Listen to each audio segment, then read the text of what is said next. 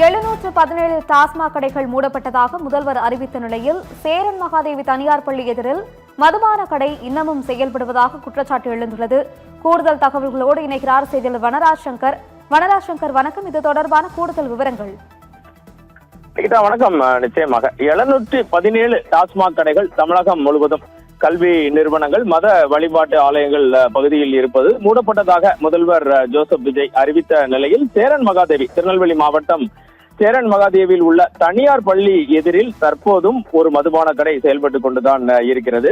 இந்த டாஸ்மாக் மதுபான கடையை அகற்றுவதற்கு சமூக ஆர்வலர்கள் தொடர்ந்து கோரிக்கை வைத்து வருகின்றனர். நிகிதா, இது குறித்த விவரங்களை சேகரித்த போது திருநெல்வேலி மாவட்டம் சேரன் மகாதேவி அருகே தனியார் பள்ளியின் எதிரே ஒரு டாஸ்மாக் மதுபான கடை அமைந்துள்ளது.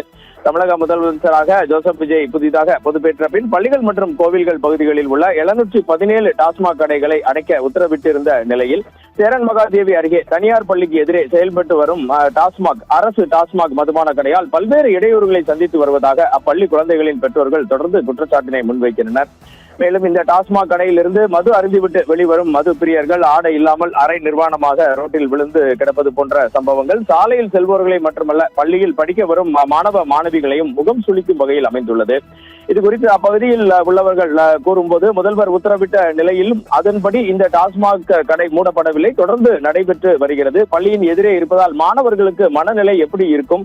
மேலும் இதன் அருகே ஒரு தனியார் கல்லூரியும் உள்ளது. அதிகாரிகள் இந்த டாஸ்மாக் கடையை மூடுவதற்கு எந்த ஒரு நடவடிக்கையும் மேற்கொள்ளவில்லை. இது குறித்து பல்வேறு மனுக்களும் ஏற்கனவே வழங்கப்பட்டுள்ளது. மேலும் தற்போது பள்ளிகள் திறந்து விட்டதால் பள்ளி மாணவர்களுக்கு பாதிப்பு ஏற்படும் எனவும் இளைஞர்கள் பாதிக்கப்படுவார்கள் எனவும், எனவே இந்த கடையை உடனடியாக அதிரடியாக அகற்ற வேண்டும் என்ற கோரிக்கையை பொதுமக்களால் முன்வைக்கப்பட்டிருக்கிறது. நிகிதா.